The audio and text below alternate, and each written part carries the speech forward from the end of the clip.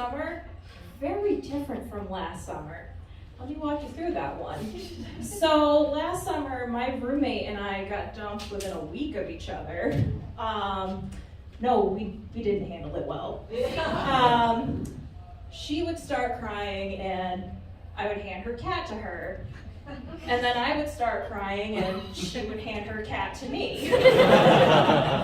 Eventually, we just had a sign-up sheet on the refrigerator with a lot of crying time slots with the cat. Also, we had some suggested pairings with Taylor Swift songs. Like, for your 9 a.m. morning affirmations, a light teardrops on your guitar is a for success for your after-work, all-too-well catharsis.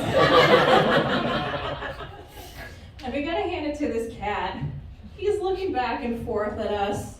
He's like, what the fuck did I do to get stuck with these two idiots? He's like, first they kidnapped me at birth, and then they make me shit in a box.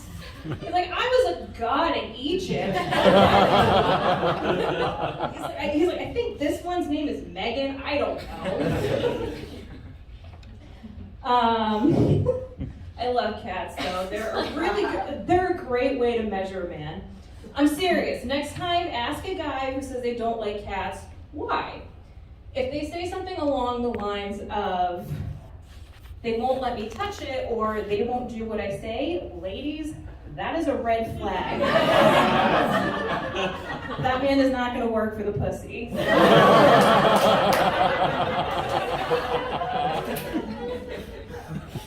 You can probably guess that I'm very, very single. So it's one thing to be single in a small town like where I'm from. Good protocol there is to cross-reference your family trees. Lest you bring them to meet your family and you get the news that you just met your second cousin. Or you gotta make sure that they didn't give your friend chlamydia in college, you know what I mean?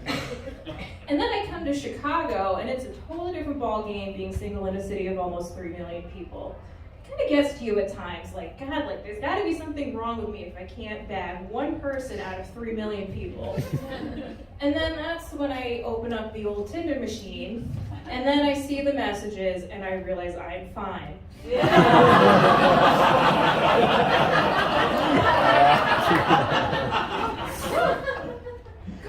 Couple of standouts. One was, hey, before we meet, you should make sure your HPV shots are up to date.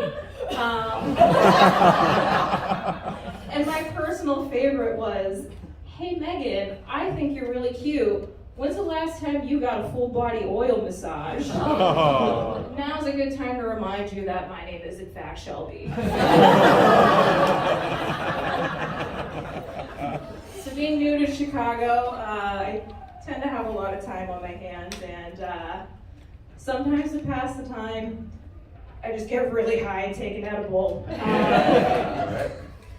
Some say that weed is a gateway, and I absolutely agree with that. It is a gateway to some of the most outrageous thoughts that I have ever had.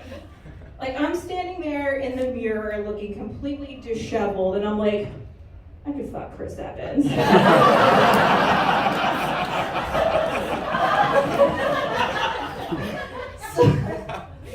So a couple weeks ago, I got really high.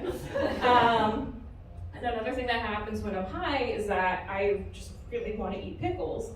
So in my heightened state, I'm thinking. I'm not thinking smart things. And then it dawns on me, pregnant people also tend to crave pickles. So I'm looking at the cat. Cat's looking at me. And I'm like, well, oil me up and call me Megan. I think I'm going to be a mom. That's all the time I have. Thank you very much.